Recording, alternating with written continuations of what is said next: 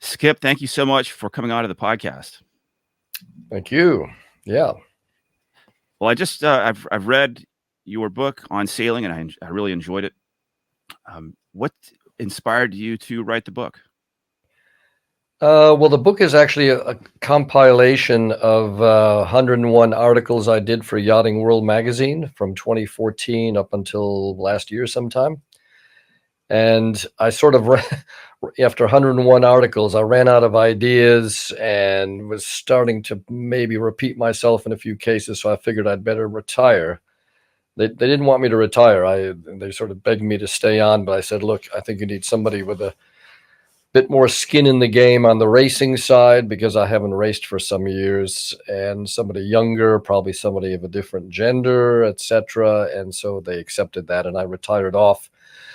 So I thought as a good project to close the loop and put all these stories together, which was, a lot of it's advice, a lot of it's nostalgic stories, mainly opinionated articles on many different facets of sailing and marine issues in general.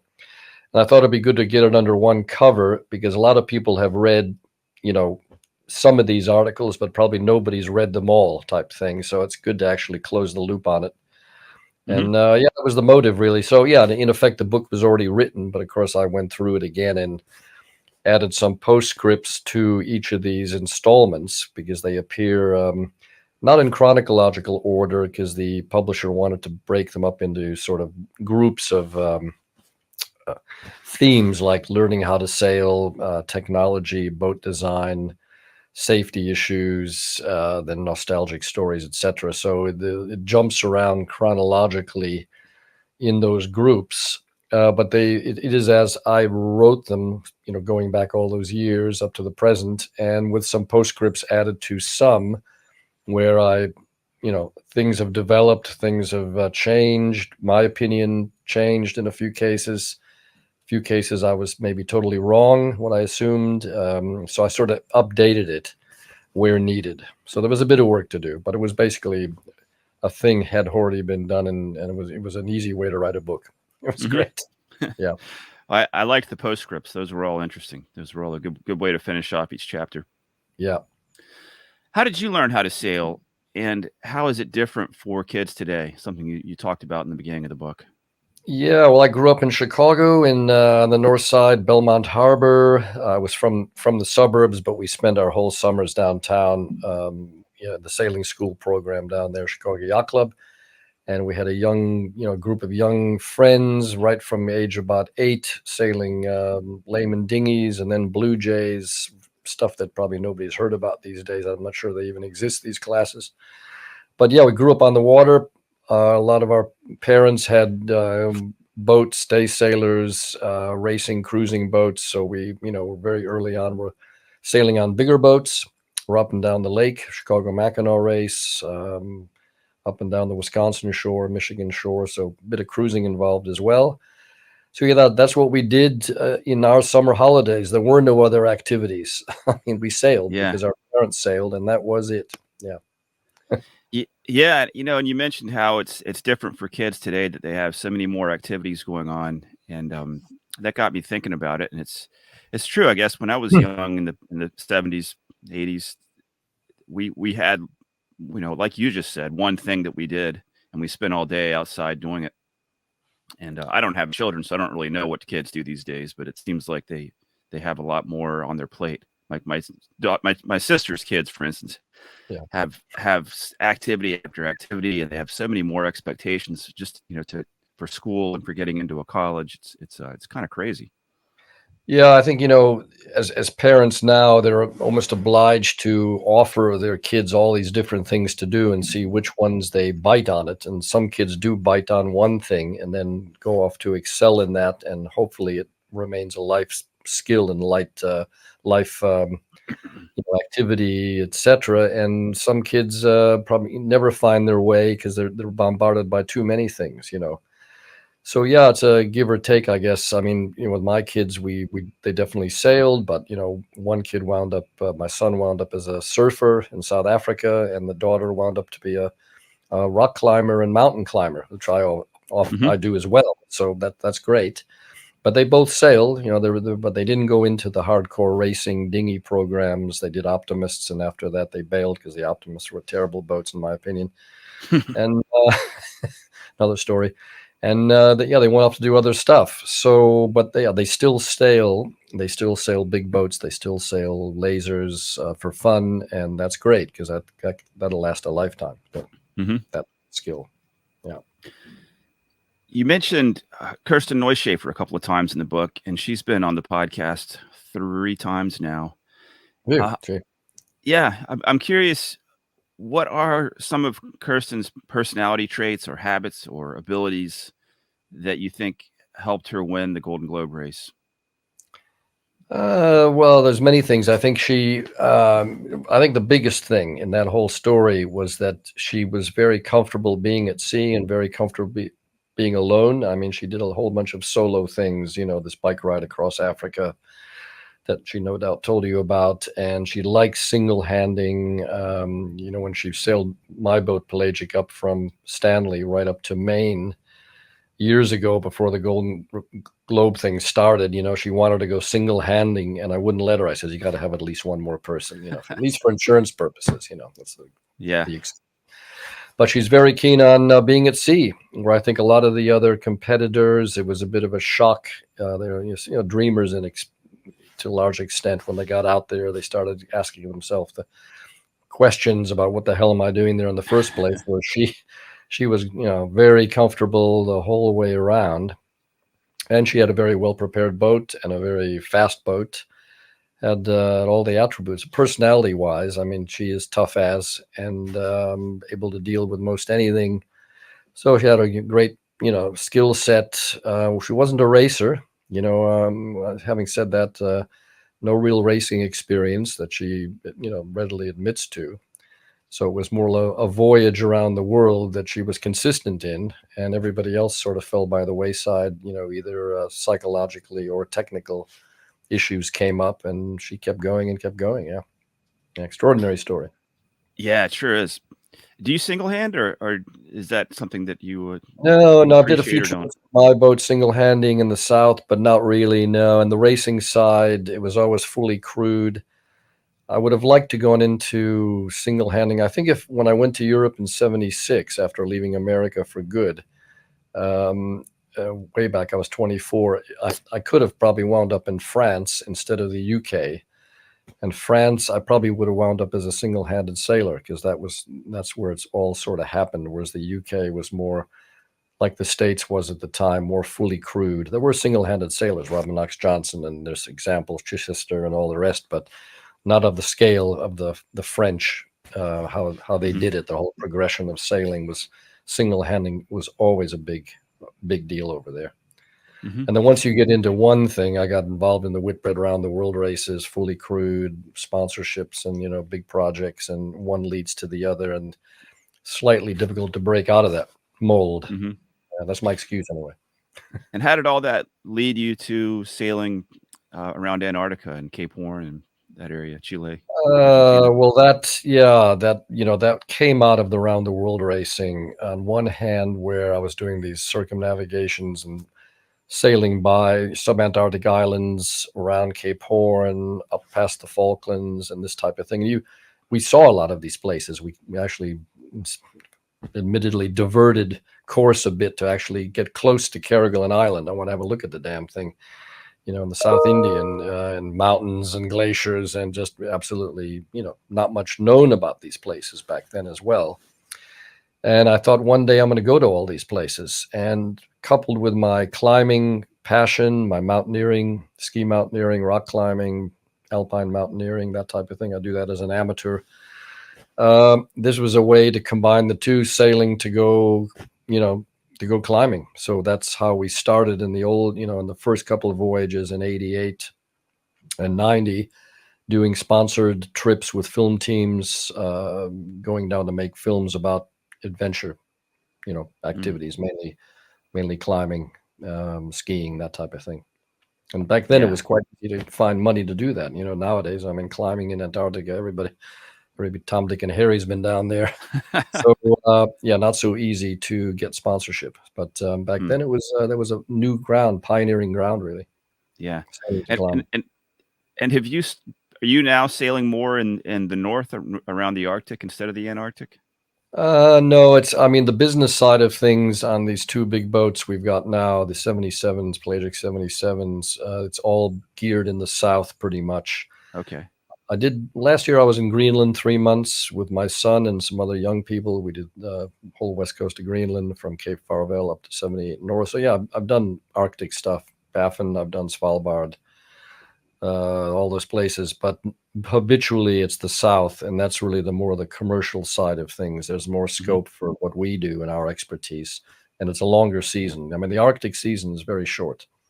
Okay. It's a 4-month season for high latitude operations, whereas in the south we operate from end of August right through to 1st of May, because of the geography down there and the whole how it works.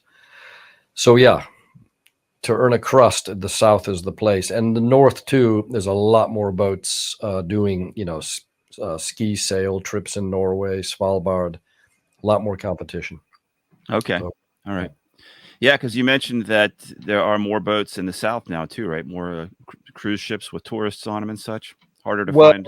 yeah, I mean the south. The yachting side. There are more yachts over the years we've accumulated, but they really count for not a lot of the grand total of the tourist explosion in numbers of people visiting places like the Antarctic Peninsula, which is the big focal point because it's navigable in summer. It's really the cruise ships, out of all proportion, the numbers have increased into unsustainable levels of landing. There's not enough space. It's a real challenge to provide, I think, these passenger experiences without conflicts with other landing operations, with other ships, with yachts, with. So I've witnessed over 37 years down there now, going from no cruise ships, virtually a couple, to this last year. I think we had 126,000 visitors in the Antarctic. And Wow. where they go, it's a tiny bit of real estate. It's not a huge place. Actually, the Arctic is more expansive in that regard.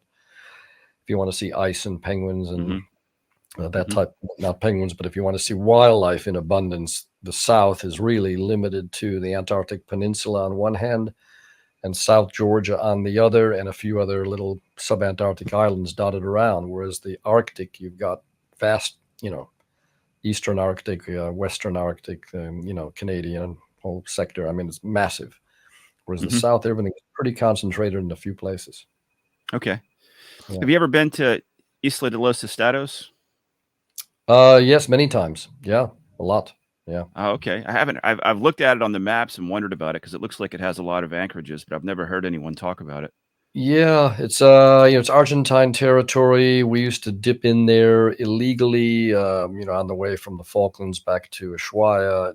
So in those days, you didn't have to tell anybody where you were going. You just went in there and spent a couple of weeks on some anchorage. And there's some beautiful anchorages. Some are not as safe as others, and there was one particularly that's bomb-proof. You go in through a little lagoon, through a channel, and yeah, we spent weeks and trekking around Isla de los Estados, been to every anchorage, and there's nobody there. There's three. Well, there was three Argentine naval personnel stuck in one fjord that couldn't even see out into the ocean. So, but not nowadays those sort of covert cruising actions are more and more difficult because everybody has AIS. And you're almost required now to have AIS, and when you get all these cruising permits, you're supposed to be visible to a large extent. So yeah, those days are over as well. All right. Well, that's good to hear. That place Yeah. is on my list if I ever get down there. Yeah, it is spectacular. Yeah, it's wild. Yeah, I bet. Well, let's talk about boats a little bit. In the chapter, a working forepeak should be desired. You list specific items that should be on board for cruising mid latitudes and tropics, and then you went on to list a whole bunch of things that we need that people typically carry on their boats. And then this was used as an example of design and one reason that people often end up strapping things on deck. Can you discuss how a cruising boat's interior should be designed in this respect? Yeah, I mean, if you do, world cruising and really go further afield than, the classic Mediterranean, Caribbean, marina land, what I call it, you need to have a lot of equipment with you. Number one, you need, not one dinghy. That's no good. What do you do if you lose your dinghy? You need a second dinghy. You need a second outboard, probably. You need ground tackle, you need spares, for Africa, you need all sorts of things. And then there's toys, your diving gear and your surfing gear so where do you put all this stuff? And you see a lot of cruising boats wandering around with this stuff strapped to the decks. And it looks like sort of a boat jumble and very unseaworthy, no doubt, because, if you get into a real raging gale, a lot of this stuff will be carried away with everything that it's attached to. So I like to have everything, when I go offshore, everything down below, clean decks. And that implies you got to have space for this stuff. And most boats now are designed with the theory being the boats are sold on how many bunks they have. It's like selling houses, how many, well, in the UK anyway, house value is how many bedrooms you have. And most boats, the forepeak is a bunk. It's a cabin. And so where do you put all this stuff? In my view, everything pretty much just forward of the mast needs to be a void cargo carrying area with a big forehatch to get this stuff up and down, inflatable dinghies packed away, put down below, and racks and, bare bones, open spaces with bracketry to attach things to. And things like even, fruit and vegetables. How do you carry this stuff for, weeks and months on end efficiently where it's cool enough in the context of high latitudes? Forepeak will be cold. So we've got racks for fruit and veg. And we can go 2 months for the basic, hard fruits and hard vegetables. So most of these boats don't have these things, and yet they're marketed as world cruisers, blue water cruisers, and all this malarkey you read in the yachting magazines. And I keep advocating, well, if you want to do it seaman-like, you want to do it efficiently, you want to have the space where you can actually get at this stuff, as opposed to diving down in a lazarette underneath all sorts of other stuff to get something else out, bruised knuckles and a lot of expletives going on at the same time. There's a way to do it, and that's the way to do it. A big forepeak. Mm-hmm. Is anybody, excuse me, is anybody designing and building proper expedition boats now? Not in my view. I mean, we are, Pelagic Yachts we've done, Pelagic Australis, which I sold to Greenpeace in 21. And now we've got these 2 Pelagic 77s, which are exactly what I'm talking about. They're built for charters. I mean, not to say we're not going to build something for an owner with an owner's cabin, which is possible, but that still, as a world cruiser, would still have to have, in my view, that cargo carrying capacity, for equipment. And even in the charter business now, we do a lot of chartering for film streaming services. Over the years, we've worked for Nat Geo, Netflix, BBC, you name it. And these guys come on board with, 70 Peli cases of filming equipment and all the rest. And same with expeditions, climbing, skiing, a lot of kit, science charters, same story, science equipment. So, where do you put this stuff on a normal yacht? It's going to be all over the place in the main saloon, knocking around. It's not a great way to sail. Mm-hmm. I have very strict opinions on this, and of course, every expedition yacht that you see, and I'm not going to name the ones, but there's about half a dozen which are marketed for expeditions. They still suffer from the same problem. You look at the GA of the interior, and there's a cabin way up in the forepeak with 2 single beds right up forward, just after the anchor locker or something. And of course, that's also useless to use at sea. Nobody can sleep up there in the ocean. You're levitating, going up and down, hitting the overhead. So design-wise, a lot of this stuff for me is not very clever. And things like fuel carrying capacity. A lot of these boats, we carry 8,000 liters of fuel on the 77. It's a lot of fuel, but you look at, let's say, a compatible in overall length production ocean blue water cruise, and it'll have 2,000 liters. That doesn't get you very far doing the Northwest Passage or the coast of Chile. You're going to Mhm. have to refuel in some very difficult places and arrange fuel to be depoted and all sorts of things where we've got at least 2 to 3 months of autonomy on board. Mhm. So you guys went the route of, or you went the route of designing your own boat, and I believe it was KM Yacht Builders in Holland that built them. Yeah, KM Yachts in Holland built these last two, which we've been operating. Well, Vincent of Antarctica, well, we've been operating for 3 years with her. And we're just launching now the Amundsen. And these boats are not mine. They're owned by a Chilean colleague, Nicholas Ibanez. And he's financing this sort of dream project we've got going with some great people. And, we're running two of these 77-footers as charter boats, operating, doing the full gamut, science, film streaming, tourists, mountain climbers, divers, kayakers. We can do anything pretty much. Vessels of fortune, what we call. Yeah. Vessels of Fortune. Yeah, Vessels of fortune. they're impressive yachts for sure to look at. I've of course only seen pictures of them, but they are quite Yeah, impressive. they're very different. I mean, the cockpit layout and deck layout very different, interior very different, and as I said, charter layout. So there is no master cabin, for a classic ownership thing. Where do you So sleep? yeah, You don't have your own master cabin? I don't have my own. No, I sleep with the crew, and sure, I am with a crew, but All right. yeah, they're great boats, and I think everybody, all the guests we've had, whether it's professionals or tourist clients, they step off this thing and they say, "Yeah, this thing, it's unbelievably, it's stable, it feels safe, it was safe." Yeah, it's yeah, plenty of Do all your accolades. boats have lifting keels? No, these two don't actually. Pelagic Australis and Pelagic had lifting keels. Pelagic Australis, that was a 12-ton lifting keel, swing keel. We used it to good effect, but not as much as we used it on Little Pelagic, which is 54 feet. We use the lift keel all the time. And that's a function of size. The smaller the boat, the more creative you can be navigating. You can take more risks.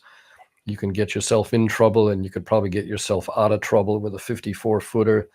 Once you go to the 74-footer, we had to be a lot more careful about, tying into shore with a 60-ton vessel, hanging from a shore rope. And tactically, you have to adjust. And now the 77s are that much bigger. They're 73-ton vessels, a lot of windage. And so we went for a fixed, stub fixed keel, very, very shallow draft, 2.2 meters. And just, not get yourself into a situation where you need the lifting keel. So, yeah, that's a compromise.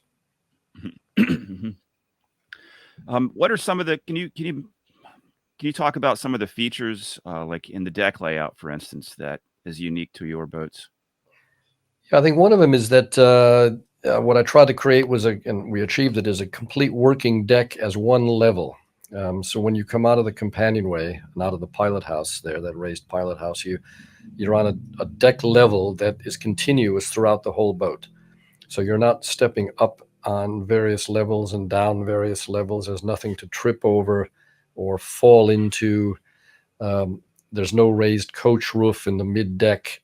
So you're actually, when you're reefing the main around the foremast, you're at the working deck level with plinths either side that are actually dorade boxes. And so you're actually down lower, and you feel that you are a lot safer because you're not up on a raised coach roof, sort of like with your feet at the height of the lifelines on most boats. Mm-hmm.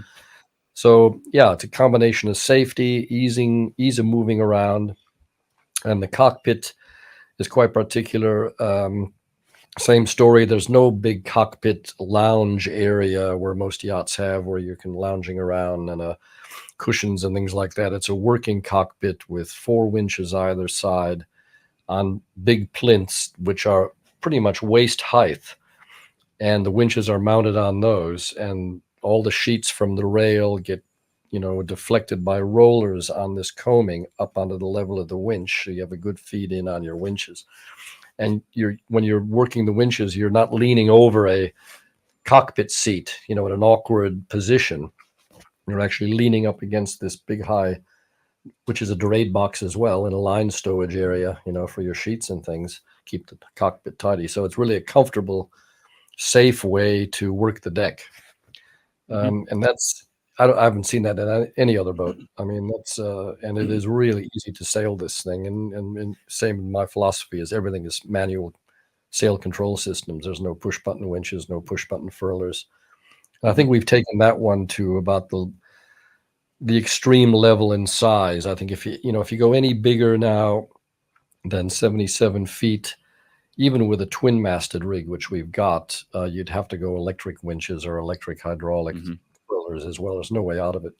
But on Pelagic Australis, we were sloop rig, 74 feet, and we were at the limit of that as well. That's why we went with a split rig on Vincent. Okay. Months. Yeah, I was going to ask you about that. And are the masts the same height? Is Vincent a schooner? Yeah, same height. Yeah, same height. And we did that to obviously break up the sail area to make it more manageable in terms of this manual furling and manual winch system philosophy, and on the other hand, more opportunity to play with your areas. Now that you've got a mizzen, you can balance the boat. Even in heavy weather, we've got the mizzen up or reefed. It's not rarely down completely. So yeah, there's a lot more ropes to deal with on this boat for sure. It's the modern trend on a lot of yachts are not many sail control systems and yachts disappearing below decks and popping up somewhere else where we've got ropes everywhere. And we like that. I enjoy that. I enjoy working the deck, playing with sails, trimming sails. And I think if I'm not mistaken, Vincent has 3 head sails on roller furlers. Is that correct?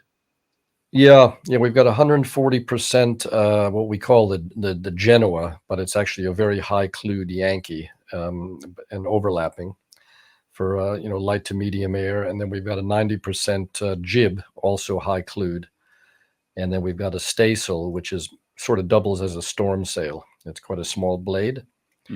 So everything we need in terms of sail areas, it's already rigged. We don't have any storm jibs that we'd have to rig and put up a stay in the height of a gale. That's ridiculous. So we've got big sails, small sails, all ready to go. And on both mainsails, we've got 4 reefs, so we can reef right down.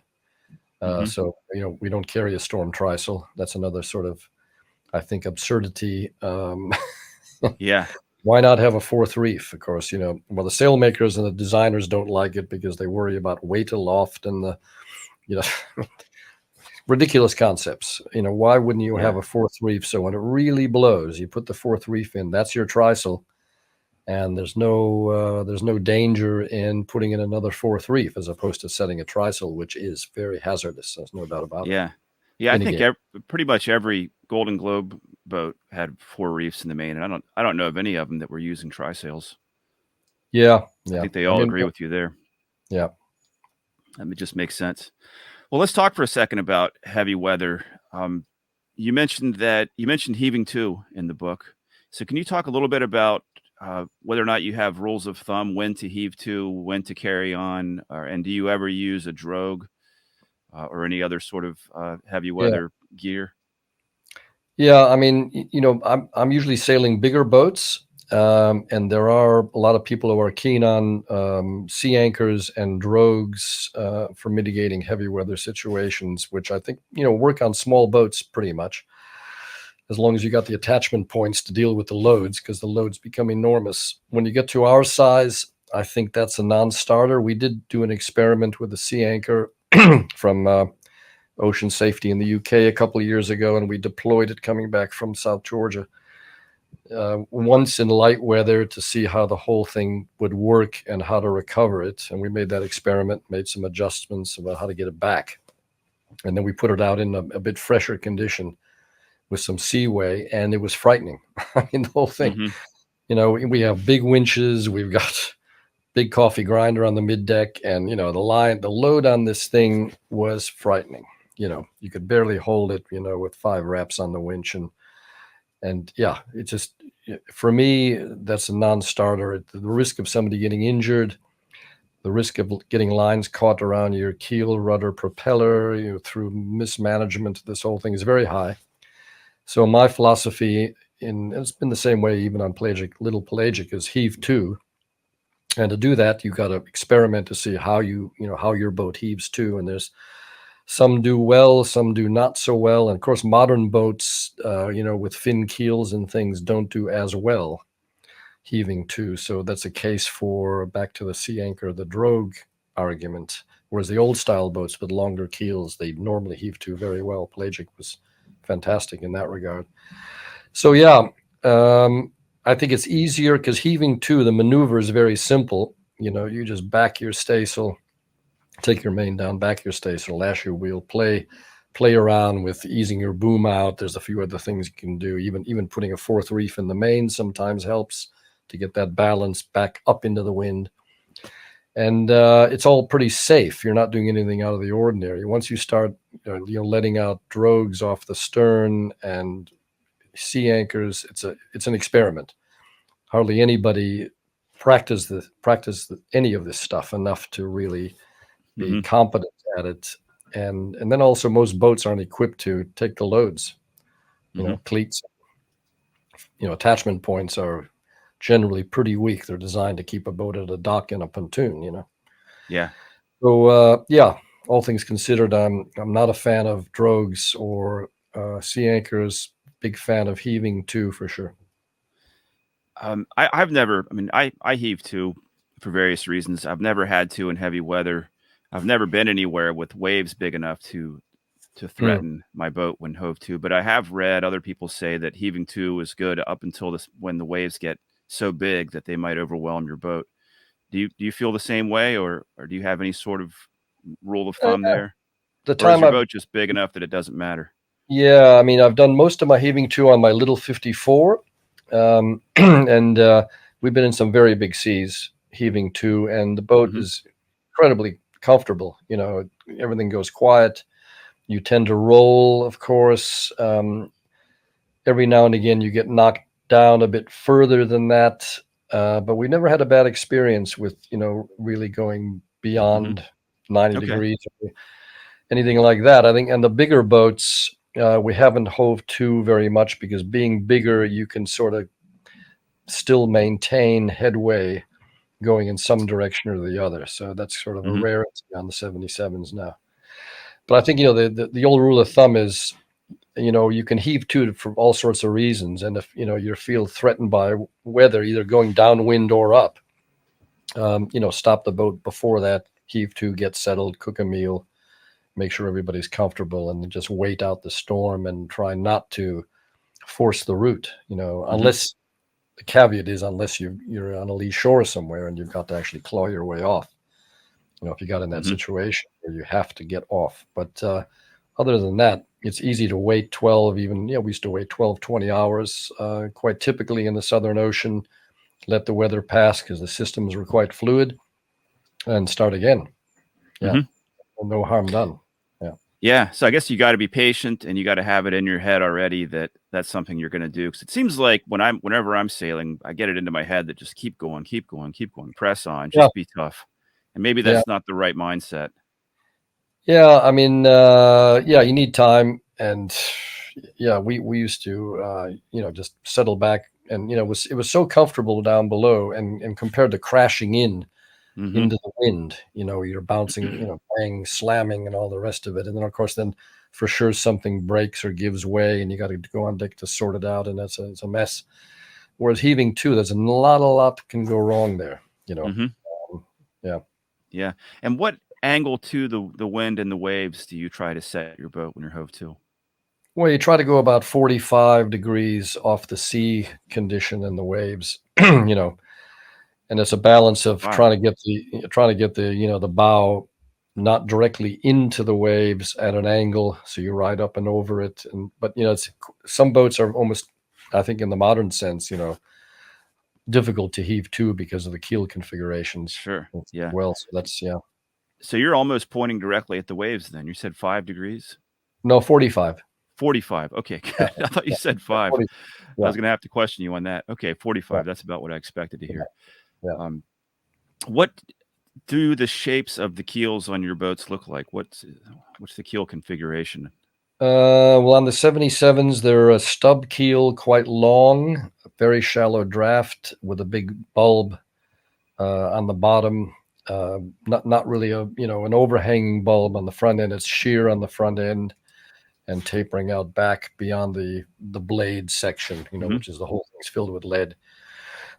So that, yeah, it's a combination of, these boats, may point out, is that they don't go to windward very well because, it's a big, heavy, beamy boat. Sheeting angles are very wide.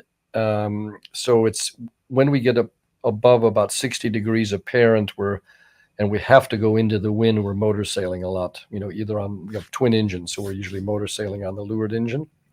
Hmm. And we just accept that. That was, did that by design, Hmm. because, to have a really close-winded boat, you design a lot of things differently, the rig, the deck layout, the whole thing. And so that is a compromise. We've got the fuel. And I find out, when you're in the Southern Ocean, especially in big sea conditions, if you have to go into the wind, you're going to be launching yourself off waves. You can't really go faster than 6-7 knots in this condition. So you Hmm. much more comfortable to motor sail with less sail up, so you're not being pressed down, heeled over, and you just got an engine ticking over, mitigating the leeway you'd normally make. Hmm. So it's a different way to sail. Yeah. And once we get to 60 degrees apparent, then the boat takes off like a shot, and it's very, very efficient reaching and running. Okay. And what do your rudders look like? How do you have them designed? They're balanced spade rudders, but they have a sort of a skeg on the top part, not a full skeg. And that's basically to mitigate impact of ice flowing under the hull and hitting the rudder, top of the rudder, because the ice will come up underneath the hull, and so you could hear it go ding, ding, ding, ding, ding, and then it'll impact the rudder occasionally. I mean, the rudders are not, twin rudders, but they're not very far off center. They're actually brought in quite close because of the ice problem. I mean, you can't have a boat, with a modern Amoka-shaped rudder blades breaking the water line. You can't take a boat like that in ice. Absolutely not. Hmm. So so we have a bit of a mini skeg there to protect that, and other than that, they're quite shallow as well. Yeah, because I mean, being shallow for us is important. To be able to get into, Yeah. especially in the Antarctic, shallow anchorages to get out of risk of ice. Bergy bits and big growlers coming in that'll ground before we get to us where we're anchored or tied in. Hmm. Excuse me. Well, back to your book. At the beginning of the chapter, Technology, Pros and Cons, I'm going to read a quote.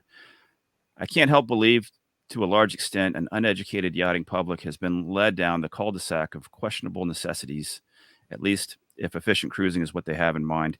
The accepted mindset is give them what they think they should have, not what they need.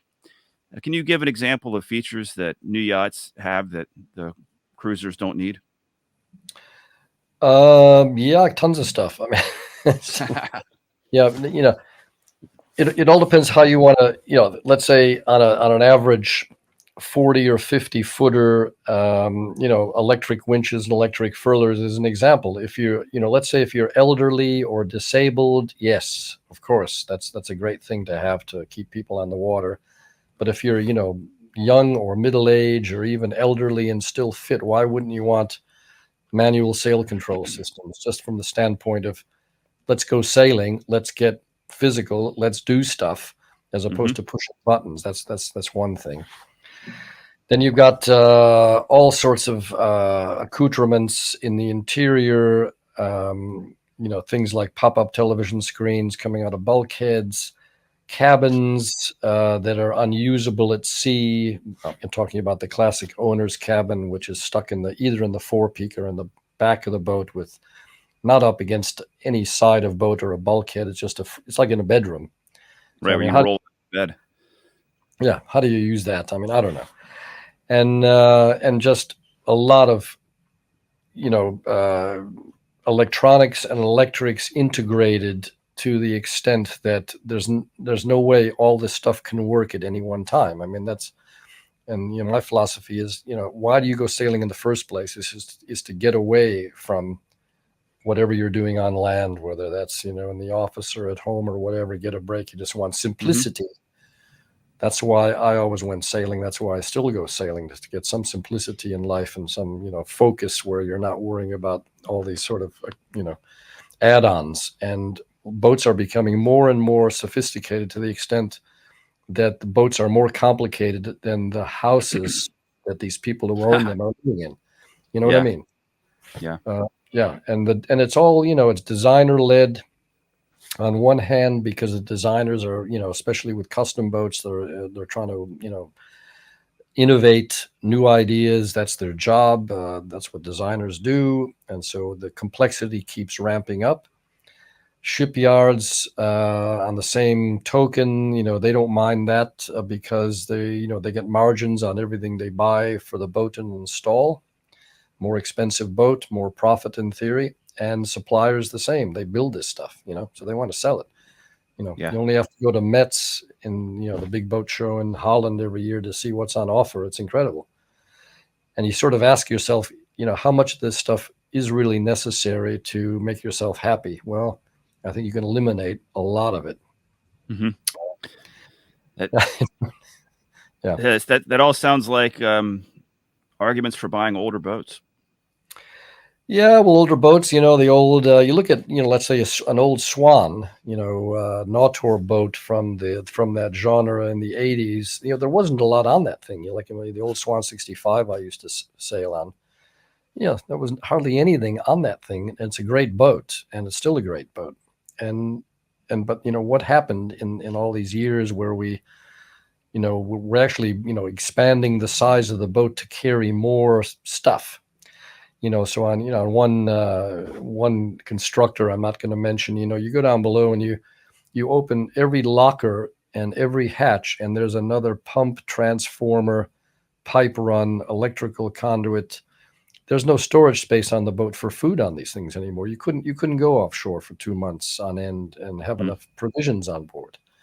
It's Yeah. just yeah, that's spread out all over the boat. On Vincent, we've got everything in one engine room, standing headroom, beam to beam, get everything inside there, and design it so you can actually take things apart. And we've succeeded on most of it, not 100%. We're still trying to tweak it a bit, but rather than have gizmos all over the boat spread out, I think is a mistake on a certain size boat. So yeah, it's not a.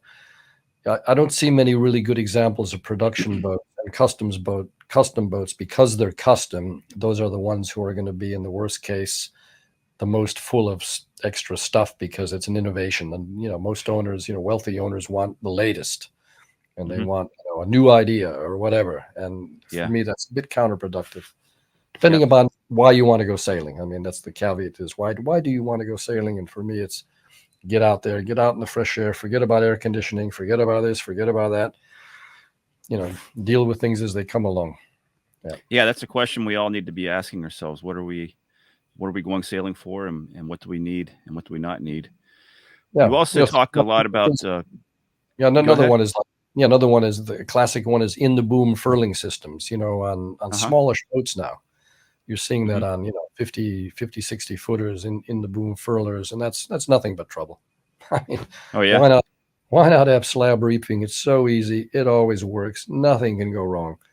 Yeah. You're really, trying to reinvent the wheel on that one. On a super yacht, of course, it's absolutely necessary, because you get to a certain size, and that's where super yachts are a thing apart, which I Yeah. don't criticize, because the whole motive of super yachting is another subject altogether. That's not where I'm coming from. Yeah. Super yachting, when you get big, you got to have elaboration. You got to have roller in the boom furlers. You got to have integrated systems. That's another subject. I'm talking about Right. boats, let's say up to the size of mine, 70, 80 footers. When you get a bit bigger, that's a different territory. Okay. You also talk about communications in the book. Two of the articles in the book talk about communication and communication overload. Uh, what do you think is a way to limit communication overload, and a strategy to have enough but not too much? And do you have like rules for yourself so you can still get the feeling of being away from society, but have enough communication? Yeah, that's pretty much gone by the board, I think. those sort of philosophical choices almost difficult to square now. Over the progression of the whole thing, we started out with single sideband radio in the old days. That was one thing. And I can remember listening to the BBC World Service. I was actually better informed of world events while stuck in the Antarctic for 3 months, because we listened to the news back then, because it was a big deal. Get around the radio and listen to the World Service. Now we don't do that, with Inmarsat and Iridium and all the rest of it, because, and now, in the last couple of years, everybody's got Starlink.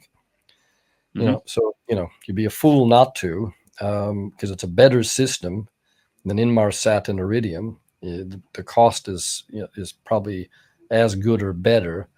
It works all the time, it seems, and you're online. So every little boat we saw in Greenland last summer had Starlink. We didn't. We're putting it on now. The big boats have Starlink.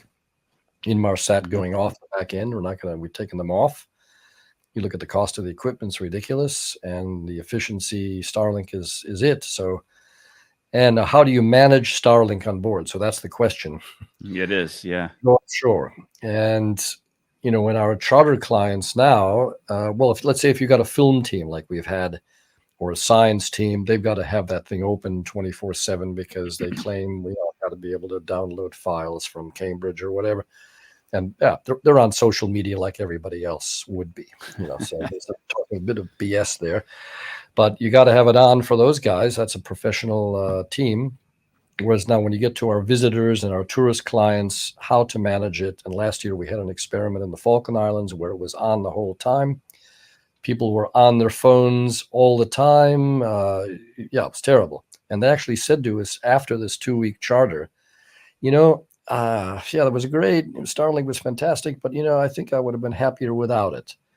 Yeah. So the implication is even the people who come on these trips, even though it's addictive, and if you got it, they will be on it, but they actually want you to manage it, to do these special trips.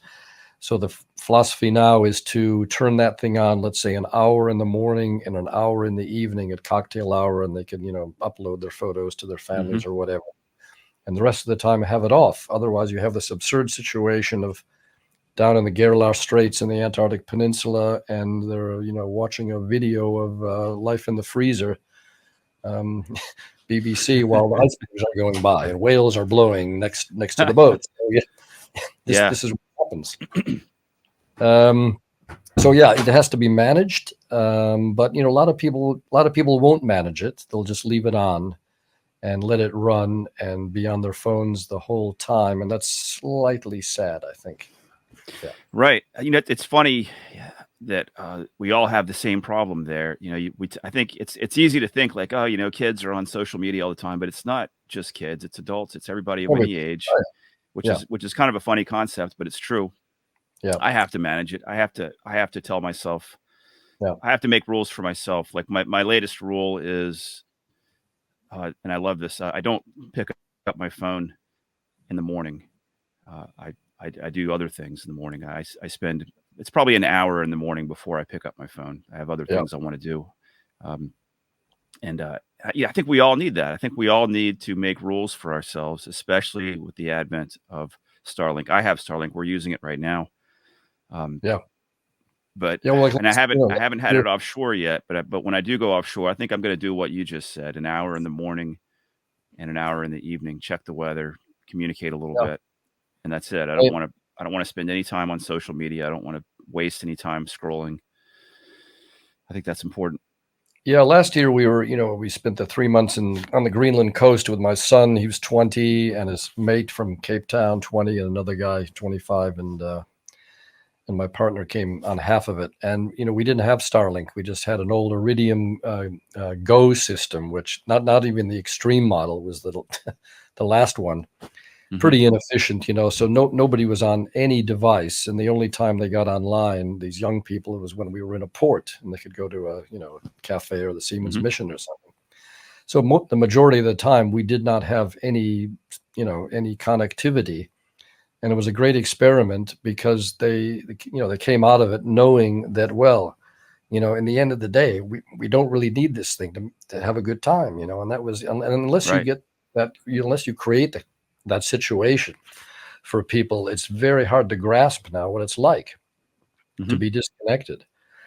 Yeah. Uh, with Starlink, on the other hand, I have to say, in the old days, even within Marsat and Iridium, I couldn't keep in touch with the business side of things while I was on the boat for 5 or 6 weeks. I had a PA in Cape Town checking my email.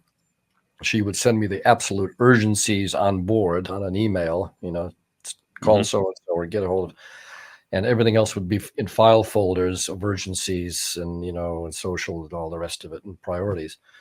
Nowadays with Starlink, and then when I got back after being away 5, 6 weeks, it would take me weeks to claw back and go through all that stuff. Whereas Hmm. now with Starlink, I actually kept the last trip down south, actually kept in touch. When I got back, it was seamless. I didn't have to actually catch up because I was caught up. Hmm. So yeah, that's pros and cons. Pros and Yeah. cons. Pros and cons, and it needs to be consciously managed with, Yeah. with rule setting. I think that's what I'm going to do. I like setting rules for myself and then Yeah. following them. Um, Right. Yeah. yeah. And speaking of rules, I have rules for myself that deal with safety, and I think you probably do too. But let me read a passage from your book on harnesses. The author Peter Nichols summed up this subject well when he wrote in his celebrated book about the Golden Globe race, A Voyage for Madmen. Fantastic book. Harnesses have unquestionably saved people from going overboard, but they have also failed, come undone, broken, chafed through, and sent people to their deaths. An over reliance on them breeds atrophy of the best of all devices to keep a sailor on board, a fully developed horror of going overboard. And then you continue. This is a debatable take on the issue, but the message is clear, and perhaps to all safety equipment, don't rely on it. Avoidance of the need for it is the key, and the complacency that is engendered by safety equipment is a Trojan horse. So, I often imagine myself in the water as my boat sails away with nobody else aboard, Mm. and I'm gonna die a long, slow death. And I tell myself that often, and I imagine it often, and that's Yeah. how I develop my own horror of going overboard. Do you have something like that, and what about your clients? Do you do anything to help them develop a horror of going overboard? Well, yeah, the whole life jacket and harness thing is, one of my sort of main focuses on the safety equipment because I never used a harness or a life jacket in the early days of sailing unless it was really bad. And I looked at my old Whitbread pictures of going around the world, and Christ, we were out there and nobody had a life jacket, nobody had a harness, and it was blowing, careening down wind, big waves and stuff. And, but at a certain point, we all did put them on. Um, so that was a bit extreme and a bit cavalier, I have to admit. But nowadays, I think a lot of people are brainwashed to the extent where, and it's being advocated by a whole bunch of organizations as well, is that anytime you go on any floating object, you've got to have a life jacket on. And I think this is really not good judgment, philosophically and practically, because I can't imagine being on the water on a dead calm day, sailing along with 10 knots of breeze and being encumbered with a jacket and harness and tethers getting stuck on winches and trying to walk around the deck and you have no shirt on underneath. You know, it doesn't feel right, doesn't sound right, doesn't look right. So, for me, it's always a judgment call when to put a harness on for myself, or if I'm in charge of the crew on the boat as skipper, I can make that judgment call. But to have a blanket rule as every time, before we leave the dock, we're all going to put a harness on, I think it's a bit absurd, quite frankly. Hmm. And you see crazy situations in the Solent, people motoring out the Hamble River on a dead calm day, and they've all totally encumbered with harnesses and life jackets. And I'm trying to think, are they imagining they're all going to fall over backwards or throw themselves in the ocean, or why? What's it all about? And it's a juggernaut of safety issues that everybody's been led down this road and not thinking for themselves. And even from the standpoint of the skipper should be educating people about when it's okay not to have a harness on and when you got to have a harness on, and try to educate people in that regard. It's not black and white. Hmm. So yeah, uh, you know, certain forums, if you're yacht racing and there's class rules and all that stuff, or if you're in a training program, that's a totally different story. You got to abide by the rules. But I'm talking about, one off yourself, You're with a group of friends. It's a more of a casual situation. You're not racing around on foils. But now everybody's led to believe, even in those benign, what I call benign situations, everybody's got to be kitted up.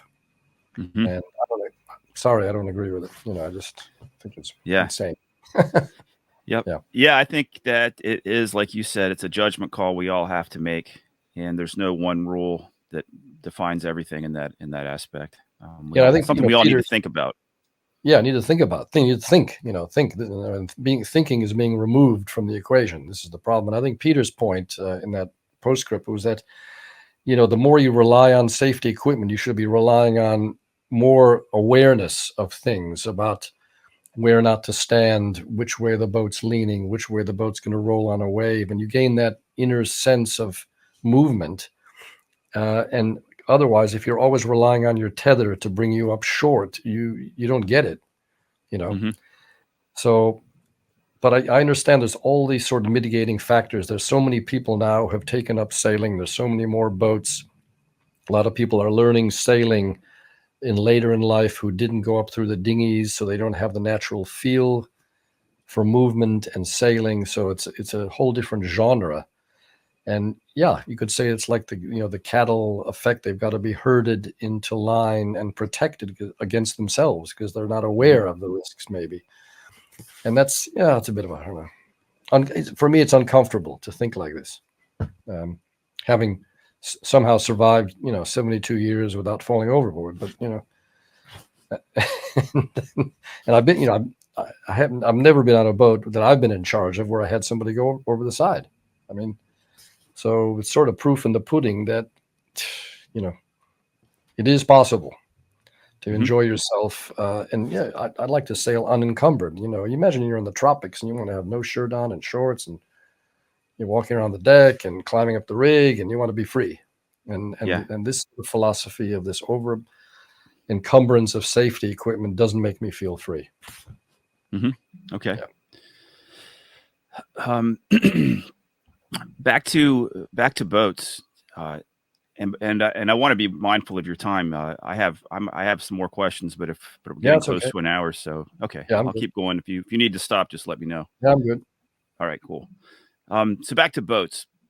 What are some features in a below deck features that a blue water buyer should be looking for? Below deck features in a blue water boat. Things like no sharp corners on furniture is one. A lot more handholds to the extent that it looks terrible. Aesthetically speaking, most boats don't have enough handholds and big enough handholds and strong enough handholds. And if you've got big open spaces, which are, open floor space is great. On our main saloon on the 77s, we got a big expanse of open floor space, which is great when you're sitting at anchorage or whatever. But when we're at sea, we've got mitigating factors. We got some safety nets that we put up, things that we rig in the pilot house. We call Zimmer frames that are stainless steel tubular structures that bolt into place very quickly, so people can't be thrown from one side of the pilot house to the other or one side of the main saloon to the other.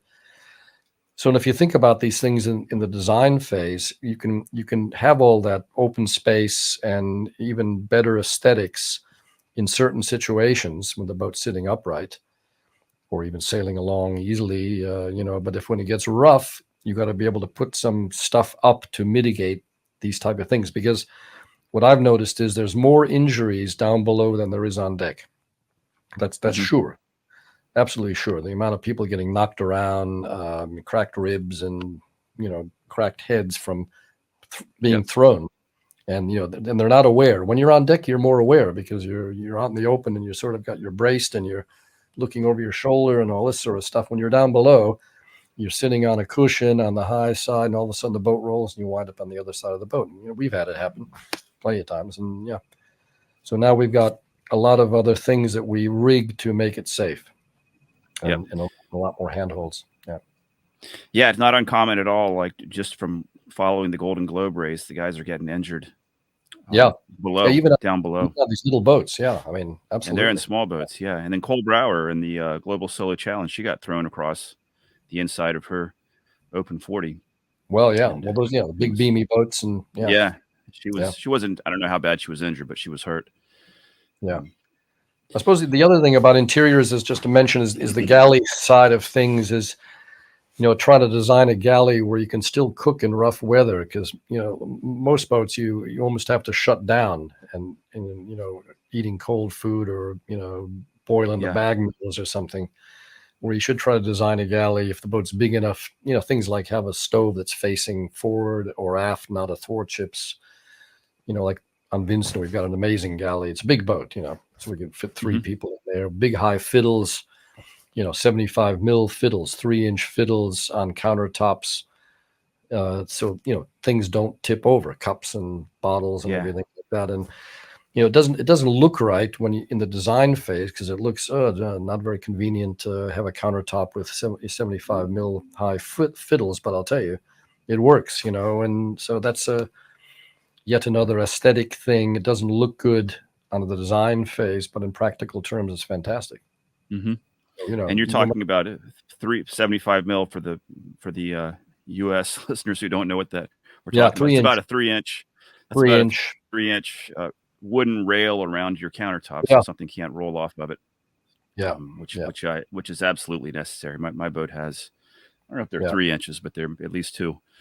yeah. Um, Absolutely necessary, unless you're on a catamaran. So let's mention catamarans for a minute. Yeah, You, right. you talk about them in your book, and that was one of the things I noticed the one time I did a passage on a catamaran, that they didn't have fiddles, and they didn't need them either because they never No, healed. But one of the things you say in the book, a catamaran is faster, safer, and more comfortable than anything with a single hull, but you have to pay attention. And then you go on to say later, is it the sailing or the destination that is, excuse me, let me start over. Is it the sailing or the destination that is of prime interest? If the latter, that'd be the destination, the catamaran formula wins hands down. So, what do you think about catamarans? I think they're great. I mean, certainly tropics and even mid-latitude sailing, especially the tropics.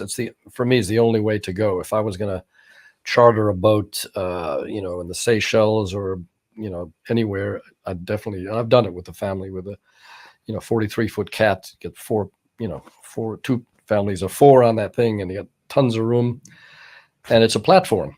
It's a platform to enjoy those sort of areas. The classic charter catamarans, you have in the BVI and all over the places. They're crap boats to sail. There's no doubt about that. They're not powerful enough, and they're doggy. But the point is, that you go from island to island, relax and get to the place, and then you got this amazing platform to swim off and whatever, and people wandering around, and no conflicts of people. On a 43-foot monohull, well, you put 8 people on there, they probably kill each other.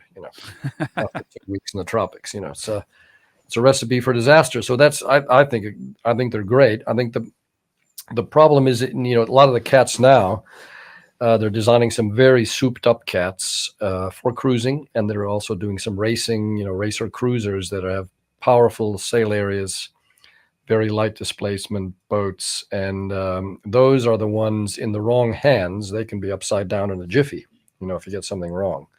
Mm-hmm. So as the more souped up they get, the better you've got to be handling the boat, sailing wise, the crew. Mm-hmm. Whereas the doggy charter boats you find all over the place, there's not much going to happen, and Okay. to the extent that living in Cape Town, where they build a lot of these things, they're building more and more power cats nowadays, because people have gotten so lazy on the sailing cats in these charter businesses. Every now and again they roll out the jib going downwind, and they're too lazy to put the main up. So the conclusion is now forget the sails completely and build a power cat. And most of Mm-hmm. those boats coming out of Cape Town, I would say the vast majority, probably at least 50%, are power cats. Mm-hmm. Yeah, Yeah, I not a mean, great. I guess that just makes sense for the charter market in places like the Virgin Yeah, Islands. yeah, Um, that's yeah. just the But way I it mean, is. catamarans, for high latitude operations, forget it. I mean, well, when you're in ice, it's an absolute non-starter.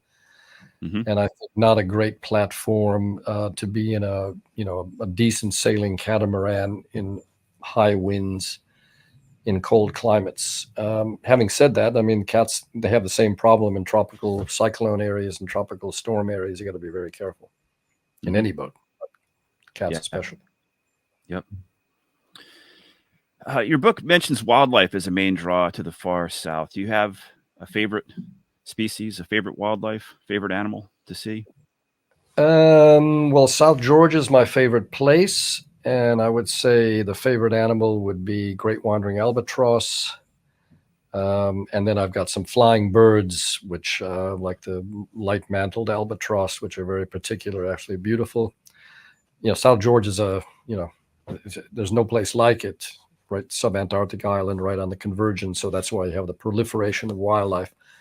And there's millions of this and millions of that and hundreds of thousands of this, that, and the other. And it is spectacular. And I'm going back this September again for a mountaineering expedition. Hmm. Sort of an annual thing, early season trip, good snow conditions for skiing and climbing. No cruise ships on the island. They don't arrive till mid to late October. So we have a pattern there. It's a routine. South All right. Georgia, late Yeah, that winter. sounds Great. fantastic. Yeah, I love it. Late winter. If you were sailing for fun, what do you look for in a destination? So what makes an ideal anchorage for you? And maybe you Uh, just answered that. well, I mean, for me, it's always about, and why I started this whole high latitude business is it wasn't the sailing so much, it was where we were going and what we were going to do when we got there on shore. Hmm. So when I get to an anchorage, I can't wait to get off the boat, and get on my skis or go trekking or climbing or whatever. That's my theme and my passion. So it's a lot of it has to do with what's on offer in these places, and that's the challenge. And something challenging and not easy is sort of what we go for. I wouldn't say it's particularly dangerous, but we like to do something that carries some risk and do that safely. That's sort of a satisfaction for myself and my Hmm. sort of cohort. So yeah, and it's definitely high latitudes. I love the tropics as well. I scuba dive and all the rest of it, but the high latitude stuff is still, for me, a big draw. I Yeah. think you can get away from people easier in high latitudes in certain areas. Not true of the Antarctic Peninsula, overrun. Not true of Svalbard, north of Norway, overrun. But certainly Greenland is still good. Arctic Canada is still good. And the far south, South Georgia, at certain times of year, early season, still good. And Patagonia, Chile, good all year. I mean, Hmm. very little traffic. So yeah, I spent my whole life trying to get away from people, in short. I'm not asocial, but I like my remote areas with clean water streams, with, raw nature, challenging Hmm. terrain. That's me. Gosh, those are all the same things I love as well. Except I don't like being cold.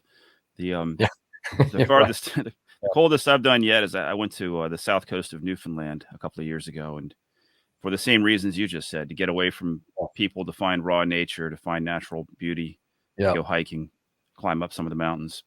Yeah. That was fantastic. But cold, I like the tropics. Yeah. Well, But cold, you can dress up for it. Tropics, you can only take so much off, Yeah. yeah, exactly. I guess I just don't know how to dress properly because no matter what I seem to do when it's cold out, I just feel cold. But Yeah. I'm probably just not. I don't have the experience or the right wardrobe for it. That's probably what it is. I do want to go to the fjords of Chile, the not the fjords, but the channels. What do you Yeah. call that area? Patagonia.